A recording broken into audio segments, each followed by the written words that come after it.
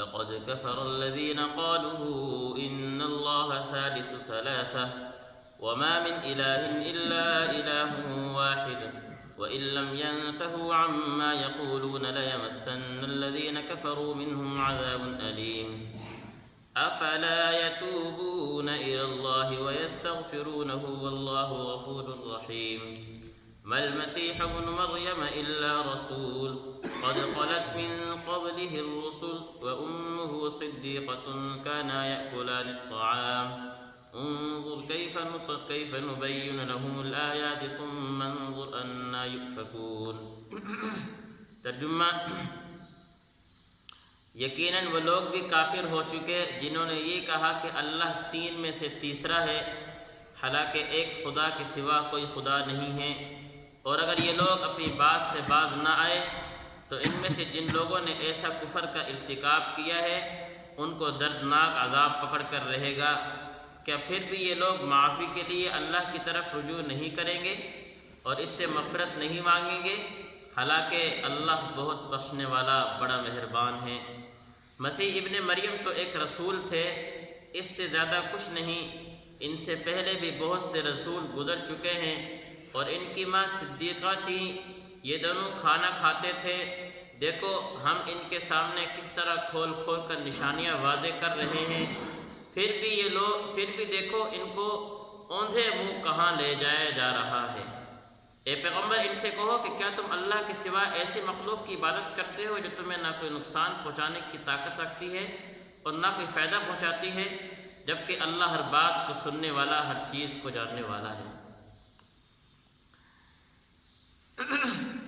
پچھلی آیت میں اللہ رب العزت نے ان لوگوں کو کفر بیان کیا تھا جو حضرت عیسیٰ علیہ السلام کو خدا کہتے تھے، اور کتنے پیارے انداز سے سمجھایا جا رہا ہے۔ ترجمہ آپ سن رہے تھے، کتنا پیار بھرا انداز اللہ رب العزت اس امت کو سمجھا رہے ہیں، اس بندے کو سمجھا رہے ہیں۔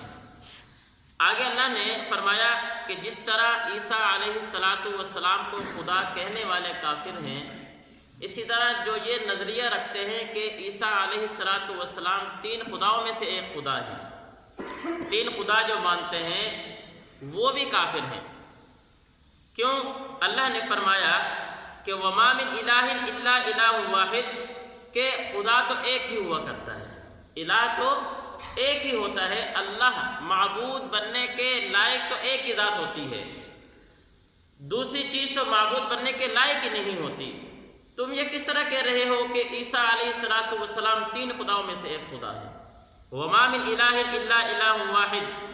پھر جب اس انداز سے بھی نہ سمجھے، اللہ نے فرمایا وَإِن لَّمْ يَنْتَهُوا، اور اگر یہ بات نہیں آئیں گے عَمَّا يَقُولُونَ، جو یہ کہتے ہیں، لَيَمَسَّنَّ الَّذِينَ كَفَرُوا مِنْهُمْ عَذَابٌ أَلِيمٌ، تو ان کو اس طرح کا عذاب پکڑ لے گا جس طرح ان لوگوں کو پکڑا تھا جنہوں نے کفر اختیار کیا تھا۔ دردناک عذاب ان کو پہنچ کر رہے گا۔ پھر آگے اللہ نے دوبارہ افلا یتوبون، کیا یہ توبہ نہیں کرتے؟ کہ آج یہ اس بات کا اقرار کر رہے ہیں اور یہ نظریہ رکھ رہے ہیں کہ عیسیٰ علیہ السلام تین خداؤں میں سے ایک خدا ہے۔ ذرا ان سے یہ تو پوچھو کہ کل جب مرنے کے بعد اللہ کی بارگاہ میں پہنچو گے تو پھر معافی اللہ سے تو مانگنی ہے۔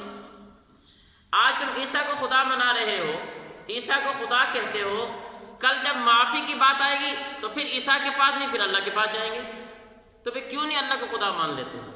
یہ نظریہ کیوں نہیں چھوڑ دیتے؟ افلا یتوبون الی اللہ ویستغفرونہ، کیا یہ لوگ توبہ کرتے وقت رجوع نہیں کریں گے اللہ کی طرف؟ ویستغفرونہ، اور اس سے مغفرت نہیں طلب کریں گے؟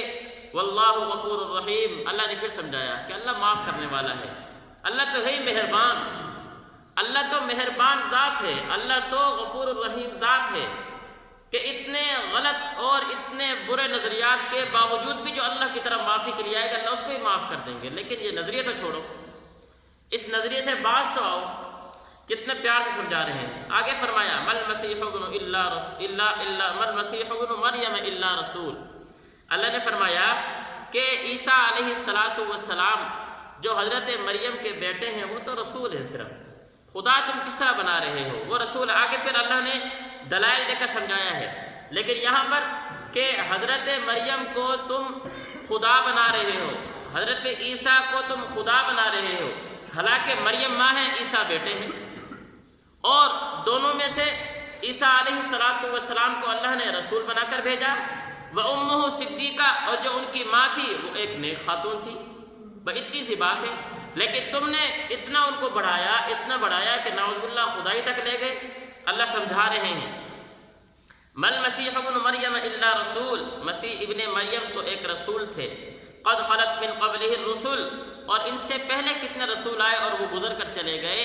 اگر یہ خدا ہوتے تو ہمیشہ رہتے۔ جس طرح اللہ نے ان سے پہلے انبیاء بھیجے تھے، رسول بھیجے تھے، وہ ایک رسول کی حد تک تھے کہ اللہ نے ان کو اس دنیا میں اپنا نائب بنا کر اور اپنا پیغام پہنچانے والا بنا کر بھیجا تھا۔ جب ان کا ٹائم پورا وہ چلے گئے۔ تو عیسیٰ علیہ السلام بھی اسی طرح ہی اللہ کے پیغمبر ہے، جس طرح پچھلے انبیاء آئے تھے، جب ان کا ٹائم پورا ہوگا یہ بھی چلے جائیں گے۔ تو خدا تو ہمیشہ اس دنیا میں رہتا ہے۔ خدا تو وہ ذات ہوتی ہے کہ جس کو نہ موت آتی ہے۔ خدا تو وہ ذات ہے جو ہمیشہ قائم دائم رہنے والی ہے۔ یہ کیسے خدا جن کو تم خدا بنا رہے ہو کہ یہ بھی کیا ہے، پچھلے رسولوں کی طرح چلے جائیں گے؟ اس لیے سمجھنے کی بات ہے، قد خلت من قبلہ الرسل، یہ تو صرف رسول ہیں جس طرح کہ ان سے پہلے انبیاء آئے اور وہ گزر گئے۔ وَأُمُّهُ صدیقہ، اور ان کی والدہ وہ تو ایک نیک خاتون ہے۔ صدیقہ لا کر اس طرح اشارہ کیا ہے کہ مفسرین میں اس بات میں اختلاف ہے۔ بعض کہتے ہیں کہ حضرت مریم نبیہ تھی، اور بعض نے کہا کہ نہیں، حضرت مریم نیک خاتون تھی۔ لیکن راجح جو قول ہے، جو اس آیت سے اشارہ بھی ملتا ہے کہ اللہ رب العزت نے یہاں پر صدیقیہ لا کر یہ بتایا کہ تعریف کرتے وقت انسان کی جو سب سے اعلیٰ صفت ہوتی ہے اس کا ذکر کیا جاتا ہے، اور صدیقیہ سے اعلیٰ صفت تو نبیہ تھی۔ اگر یہ نبی ہوتی تو اللہ نبیہ ذکر کرتے، لیکن سب سے اعلیٰ صفت صدیقیہ ذکر کی، پتہ چلا یہ نبی نہیں تھی، نیک خاتون تھی۔ اس لیے، اور دوسری بات کہ اللہ رب العزت نے نبوت کا سلسلہ انبیاء میں رکھا ہے، عورتوں میں نہیں رکھا۔ تو انبیاء ہی وہ جو نبی جو بن کر آتے رہے وہ صرف مرد تھے، عورتیں نہیں تھی۔ اس لیے حضرت مریم وہ ایک نیک خاتون تھی۔ وَأُمُّهُ صدیقہ، اور ان کی والدہ وہ اس صدیقہ تھی۔ کانا یأکلان الطعام، ایک اور انداز سمجھایا۔ اللہ نے کہا کہ حضرت عیسیٰ کو تم خدا بناتے ہو، ان کی والدہ کو تم خدا بناتے ہو، حالانکہ کانا یأکلان الطعام، یہ دونوں کھانا کھاتے ہیں۔ حالانکہ خدا تو کیا ہے، ان چیزوں سے پاک ہے۔ جب یہ کھانا کھائیں گے، کھانا کھانے کے بعد ظاہر کی بات ہے وہ فضلات کی شکل میں باہر بھی نکلے گا۔ تو خدا اس طرح کے کام کرتا ہے۔ پھر جو آدمی کھانا کھا رہا ہے وہ دنیا کے کسی چیز سے مستغنی نہیں ہے، وہ ہر چیز کا محتاج ہے۔ اور یہ کیسے خدا جو دوسری چیز کے محتاج ہوئے پڑے ہیں؟ خدا تو ہر چیز سے کیا ہے، بے نیاز ہوتا ہے۔ اس لیے ان کو خدا نہ کہو۔ کانا یأکلان الطعام، دیکھو یہ دونوں کھانا کھاتے ہیں۔ انظر کیف نبین لہم الآیات، اللہ کہتے ہیں کہ دیکھو ہم ان کے سامنے کس طرح کھول کھول کر نشانیاں واضح کر رہے ہیں۔ ثم انظر کیف انا یؤفکون، پھر دیکھو یہ کیسے اوندے منہ کہاں جا رہے ہیں۔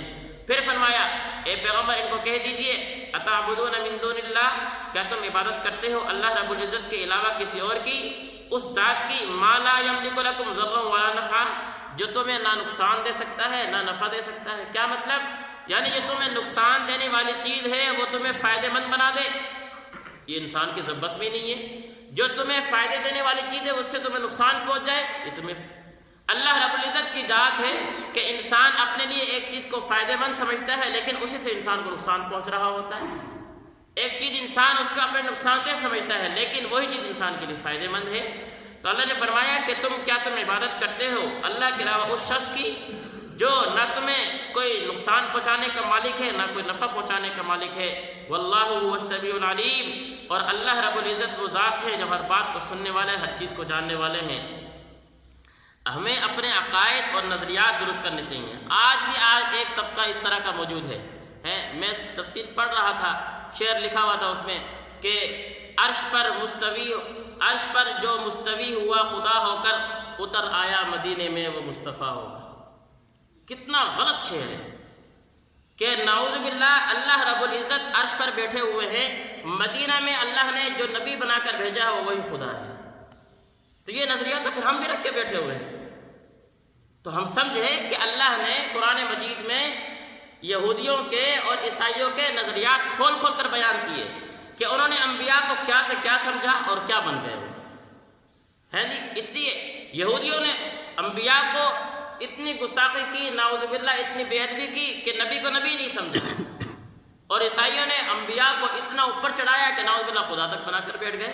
اللہ نے دونوں سے منع کر دیا ہے کہ بھائی اعتدال میں رہو، درمیان میں رہو، نہ نبی کو خدا بناؤ، نہ نبی کی اتنی گستاخی کرو کہ اس کو تم نبی ہی نہ سمجھو، اللہ کا بھیجا ہوا پیغمبر ہی نہ سمجھو۔ ہمیں سمجھنے یہاں پر نظریات تبدیل کریں، نہیں تو ہمارے یہ نیک اعمال کسی کام کے نہیں ہیں۔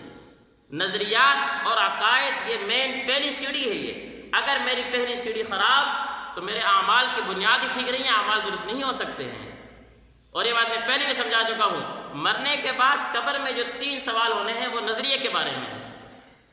اعمال تو بات کی چیز ہے، من رب، تمہارا رب کون ہے، نظریہ ہے یہ۔ من نبی، تمہارا نبی کون ہے، ٹھیک ہے۔ من، تمہارا دین کیا ہے، ما دین، تمہارا دین کیا ہے، نظریہ ہے یہ۔ تو سمجھایا جا رہا ہے انسان کو اپنے نظریات، اپنے عقائد درست کرو۔ اگر نظریات میں تھوڑی بہت بھی لچک بھی آ گئی ہے تو اعمال کا دار و مدار ٹھیک نہیں ہوگا، اعمال سارے ضائع ہو جائیں گے۔ اللہ تعالی ہمیں سمجھنے کی توفیق نصیب فرمائے۔